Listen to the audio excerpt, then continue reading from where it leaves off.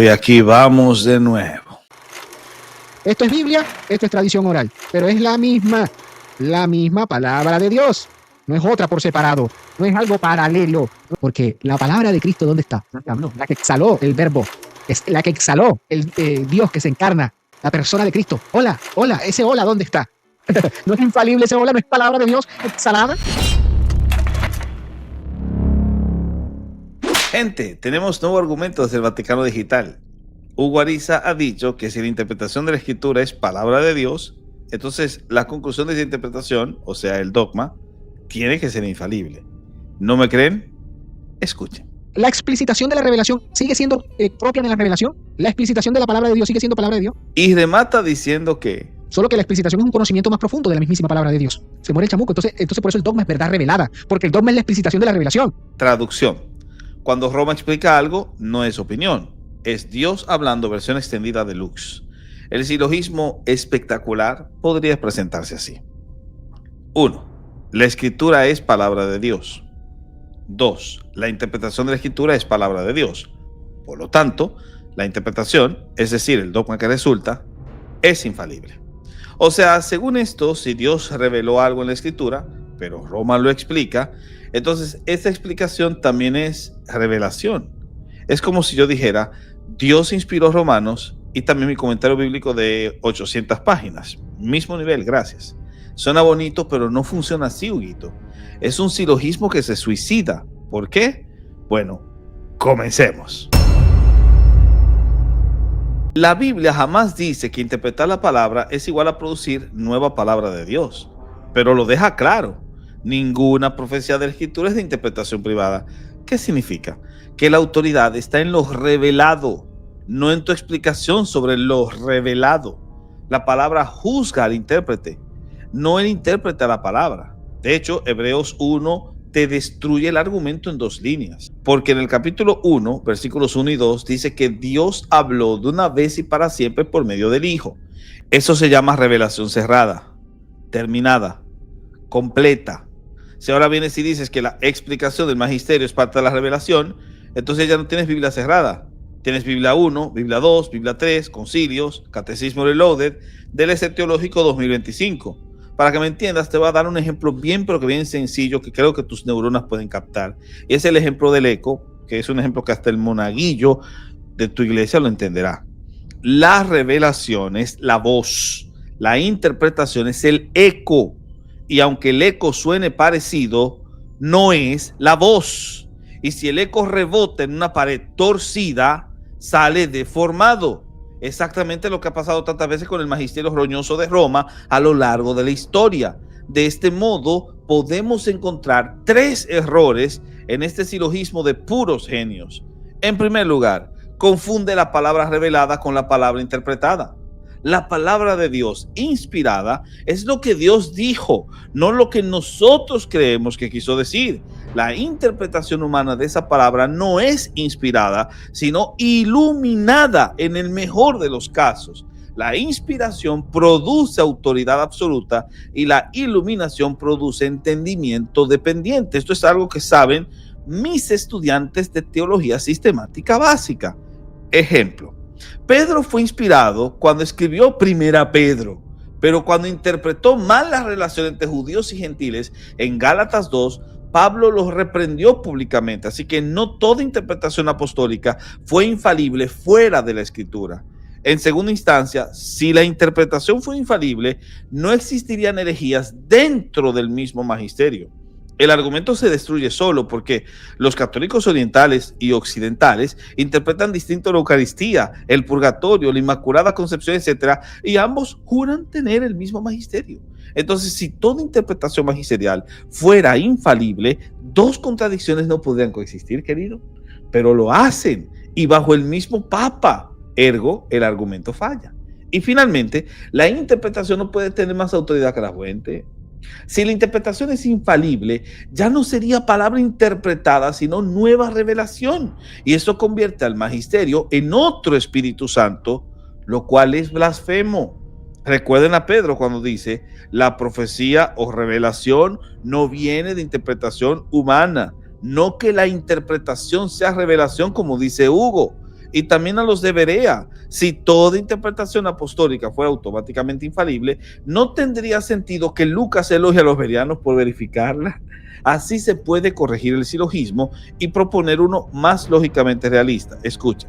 Premisa 1. Solo lo que es inspirado por el Espíritu Santo es palabra de Dios. Premisa 2. La interpretación humana no es inspirada, sino iluminada. Conclusión. La interpretación humana no es infalible ni puede equipararse a la palabra de Dios. Hasta aquí creo, Hugo, que te estamos dando una tremenda y soberana pela. Mírenlo. Señoras y señores, aquí estamos en vivo en la gran velada teológica del siglo. Biblia contra magisterio. En la esquina azul, con sotana, incienso y mucho latín, llega Hugo Ariza defendiendo al Vaticano. Y en la esquina roja, con Biblia en mano y la sola escritura, llega Néstor Díaz. La palabra de Dios es infalible, eso lo dice 2 Timoteo 3:16. El magisterio no es palabra inspirada, es interpretación humana. Jesús dijo, las tradiciones humanas invalidan la palabra de Dios. Si invalidan la palabra, no son infalibles. Isaías 48 y Mateo 24:35 dicen que lo que procede de la boca de Dios permanece para siempre. La escritura procede de la boca de Dios, así que solo la escritura es infalible y eterna. Victoria para la sola escritura. Pero, ¿y si interpretamos bien? Claro, si el magisterio interpreta correctamente la escritura, amén. Pero en ese caso, la autoridad no está en Roma, sino en la escritura que se está repitiendo fielmente. Y si interpreta mal, Hechos 17:11, veré style. Examinaban cada día las escrituras para ver si estas cosas eran así. Si Pablo fue examinado, Roma también puede. Te lo explico, Hugo, con cariño, pero sin incienso. Si la interpretación de la escritura fuera palabra de Dios, como tú estás diciendo, entonces cada homilía del domingo sería inspirada y hasta el cura que olvida el sermón estaría canonizado por accidente. Lo siento, pero la Biblia no funciona así.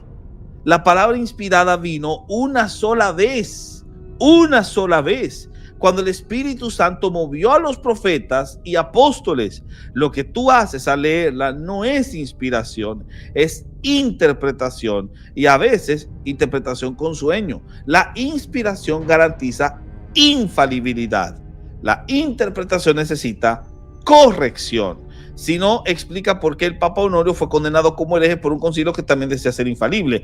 Plot twist teológico. En resumen, tu silogismo tiene la lógica de un sándwich sin pan, todo se cae. La palabra de Dios es infalible, nuestra interpretación no. Por eso siempre decimos a la ley y al testimonio. Si no dijeran conforme a esto, es porque no les ha amanecido. Hugo Ariza lanzó un argumento que suena muy intelectual, como él pretende tener ínfulas, pero en realidad se deshace con solo soplarle un poquito de lógica, algo que me recuerda una caricatura que me gustaba en la infancia.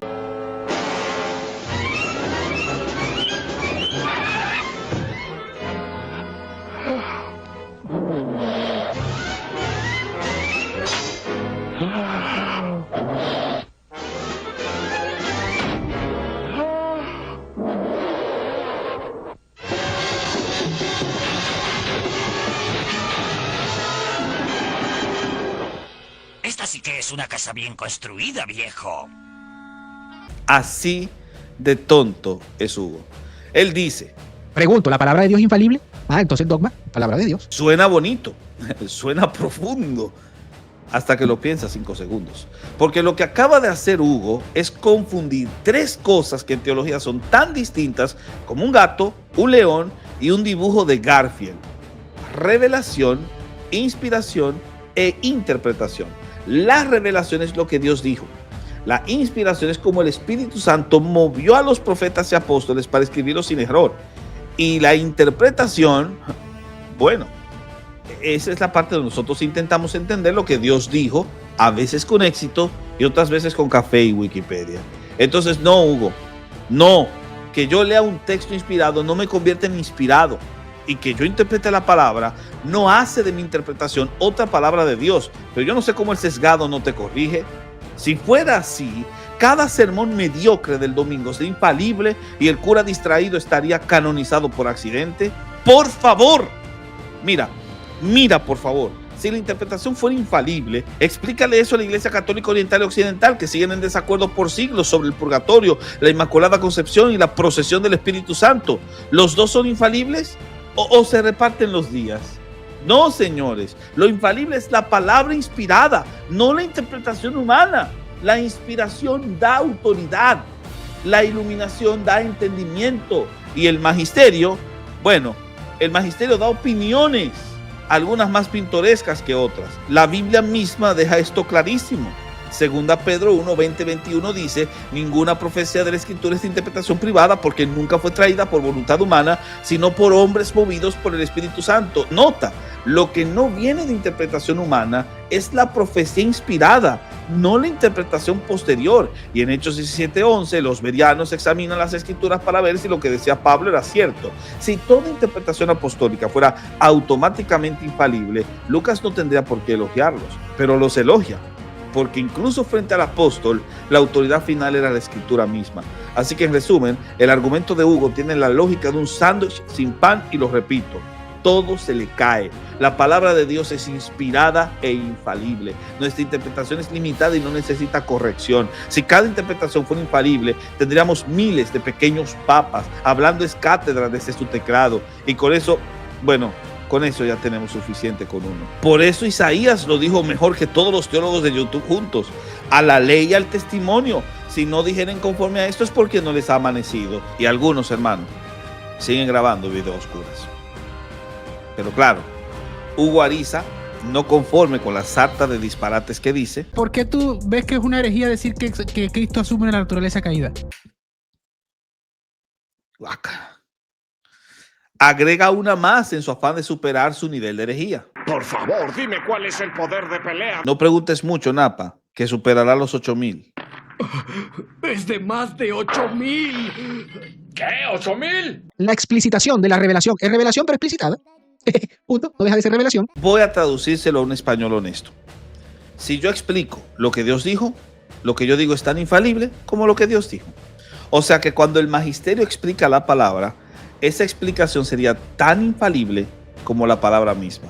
En otras palabras, el comentarista es tan inspirado como el autor. ¿Qué sigue? ¿Que el manual de notas de estudio vale tanto como el Evangelio de Juan? Eso no es teología. Eso es algo revestido de incienso. Sin embargo, el problema con ese argumento es que confunde dos cosas distintas: la revelación divina, que es lo que Dios comunicó de una vez y para siempre en Cristo, y la Escritura. Y la explicación humana de esa revelación, que puede ser correcta o puede ser un disparate bien vestido. La Biblia misma nunca confunde revelación con interpretación. De hecho, Pedro advierte justo lo contrario: ninguna profecía de la Escritura es interpretación privada, lo que significa que no es la interpretación la que da autoridad a la palabra, sino la palabra la que juzga la interpretación. O sea, Hugo quiere hacer un truco de magia teológica. Convierte la explicación del magisterio en extensión de la inspiración. Pero eso es tan absurdo como decir que si tú interpretas una partitura de Beethoven, tu ejecución ya es Beethoven reencarnado. No, maestro, tú puedes tocarla bien, mal o con sentimiento, pero la composición sigue siendo de Beethoven, no tuya.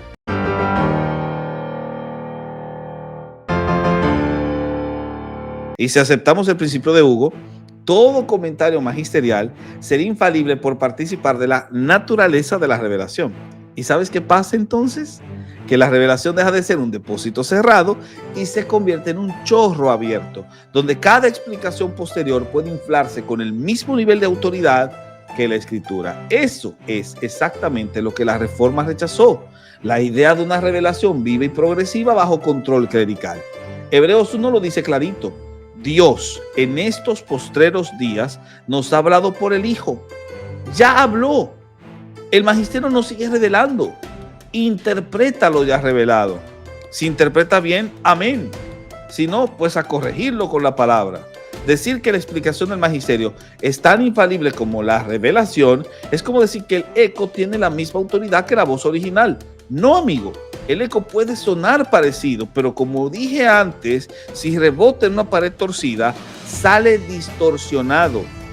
Y eso precisamente es lo que ha pasado demasiadas veces con Roma.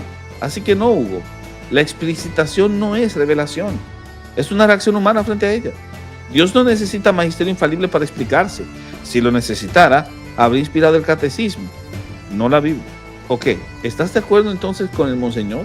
El catecismo es la tradición de la Iglesia. Y la tradición de la Iglesia está por encima de la Sagrada Escritura. La revelación es lo que Dios habló.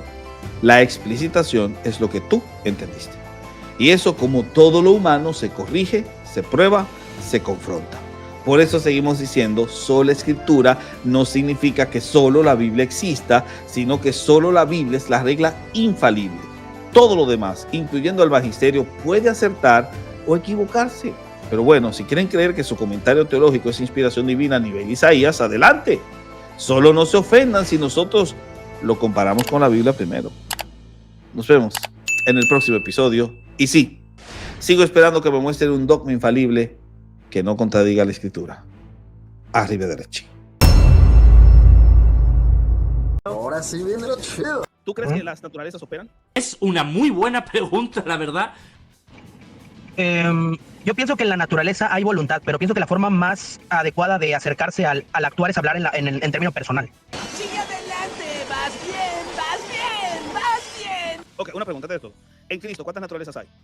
No lo sé, tú dime. En Cristo hay dos naturalezas, humana y divina. ¿La voluntad es un acto de la naturaleza o de la persona? ¡Wow! ¡Ok! La voluntad es propio de la naturaleza. Sí, yo lo acabo de decir hace un momento. Entonces, ¿cuántas voluntades hay en Cristo? Dos voluntades, humana y divina. Muy bien, excelente, porque la naturaleza es la que tiene la voluntad. Muy bien. Entonces, se puede decir que las naturalezas operan. Yo como tal, en lo que me ciño es decir que... No hagas precisiones, tú ya lo dijiste muy claro. ¡Cállese! ¡Cállese! Dijiste que la voluntad es un acto puro de la naturaleza. Por eso, como Jesús tiene dos naturalezas, tiene dos voluntades. Si dices que no, serías monoteísta y el monoteísmo es una herejía condenada. Así que la pregunta es muy clara. ¿Las naturalezas operan en base a lo que acabas de mencionar, sí o no? ¡Wow! ¡Ok! Opera, pero la persona. Otra vez, las naturalezas son una cuestión de la persona o de la voluntad. Por eso, pero ¿La voluntad es una cuestión de la naturaleza o de la persona? ¿Sí o no? ¿Sí o no? De la naturaleza, pero las naturalezas operan en la persona. Pero claro, se supone que sí. La persona es la que está operando con esa naturaleza, pero las naturalezas operan en la persona, ¿sí o no? ¿Sí o no? ¿Sí o no? Operan en la persona, sí. Pues entonces el problema de Alice es que dice que eso no es verdad. Que la persona es la que opera, no la naturaleza. ¿Tú crees que Jesús tiene la naturaleza caída? No lo sé, tú dime. En lo que yo he estado estudiando, esto es muy cuestión personal, me parece que no, Jesús no tiene una naturaleza caída, puesto que Jesús es llamado el segundo Adán, y no puede ser llamado el segundo Adán y restituir, más bien reconciliar a la humanidad con Dios, que es la divinidad, si tuviera una naturaleza caída. No podría llamarse el segundo Adán de forma correcta. ¿Por qué? Porque la plenitud del segundo Adán sería sin su naturaleza caída. Vaya, no encuentro fallas en su lógica. ¿Tú consideras que si la perspicuidad es falsa, ¿sola Escritura pueda seguir siendo verdadera?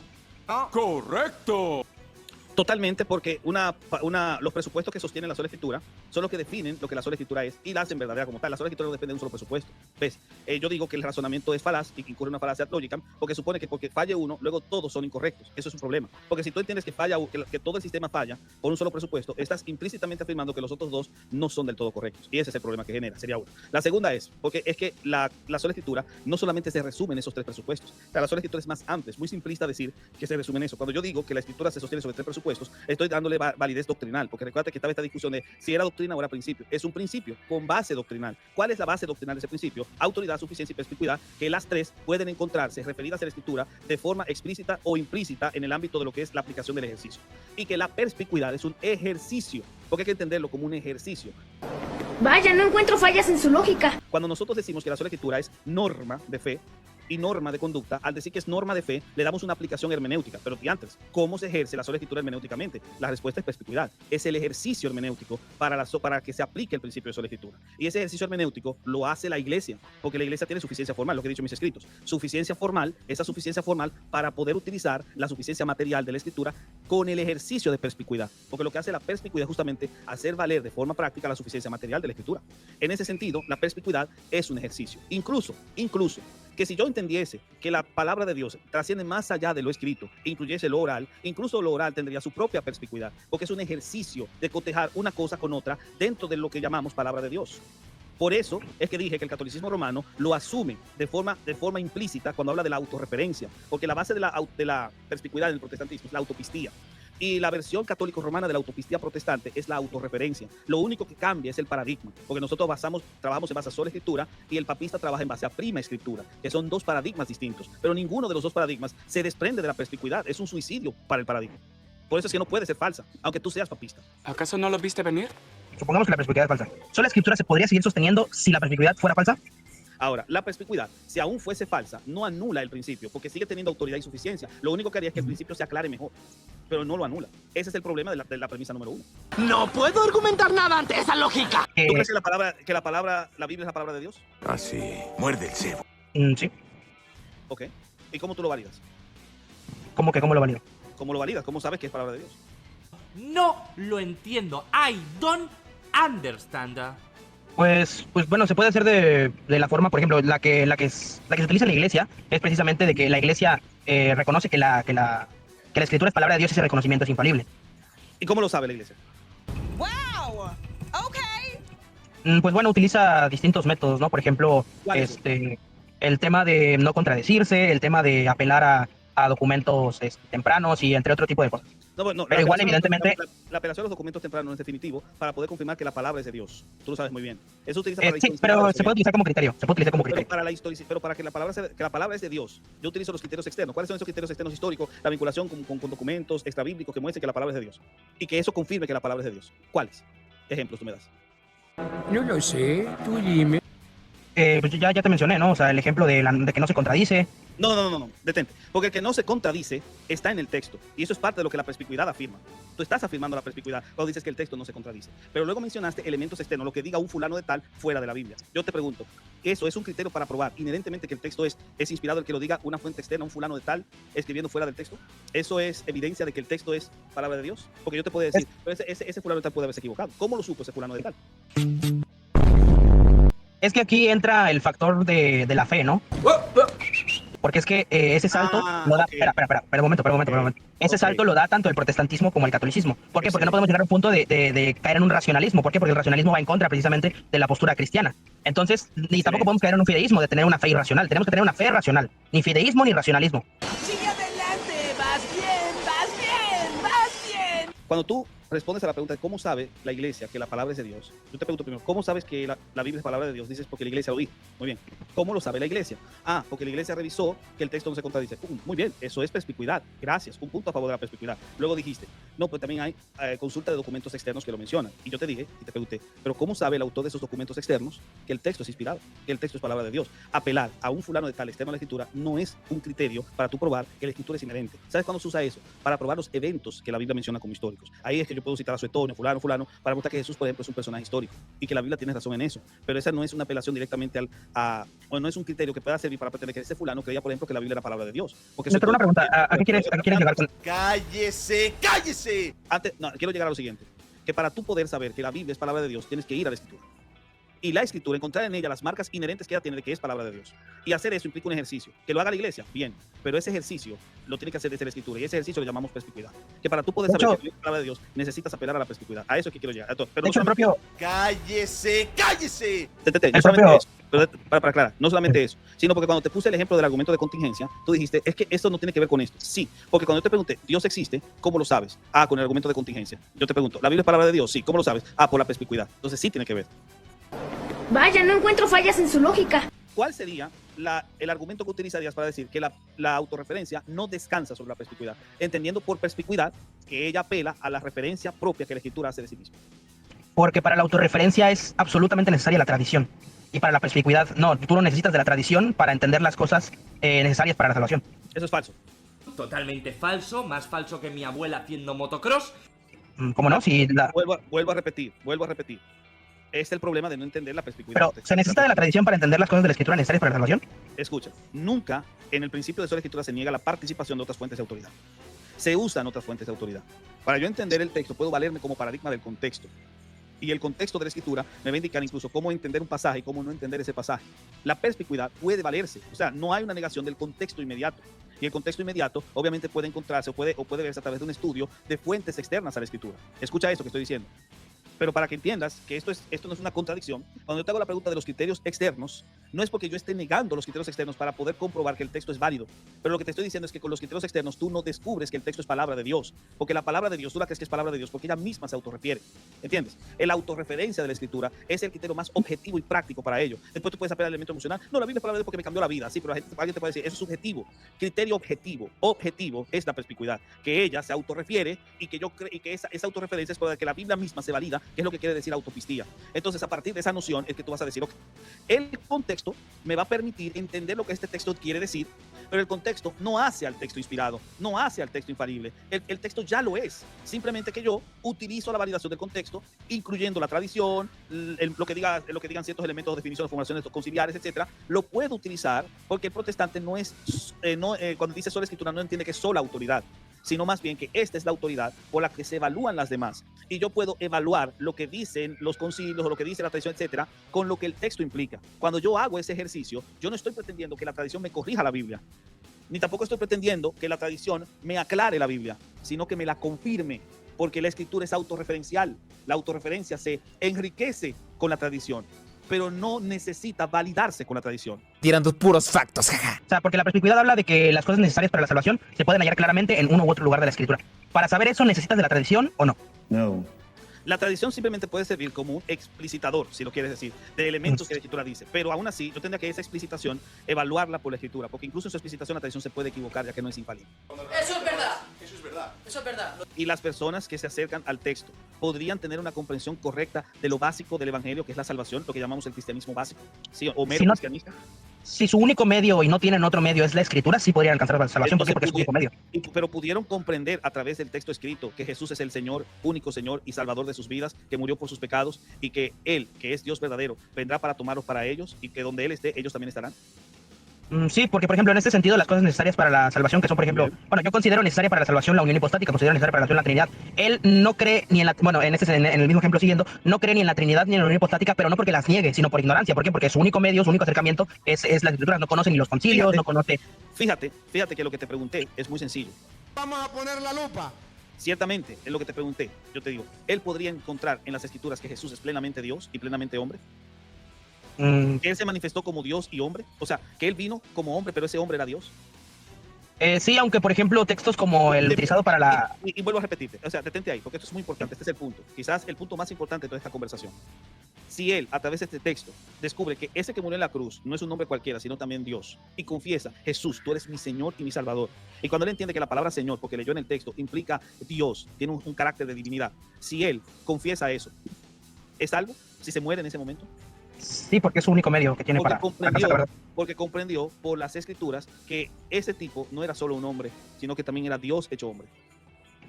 Sí, a pesar de que no sepa que sus naturalezas no se dividan. Aunque no tenga los tecnicismos exactamente que tú mencionas, puede aún así tener una comprensión primitiva y correcta de la salvación. No importa que sea primitiva, lo que importa es que primitiva, sea correcta. Sí, pero es sí, correcta, es primitiva pero correcta. Correcta, pero no del todo precisa. Ok, pero puede ser salvo por ella. Sí. Gracias. Eso se llama perspicuidad. Pues bueno, Néstor, la verdad voy a tener que replantear el argumento porque ya comprendí el hecho de lo de la premisa 3.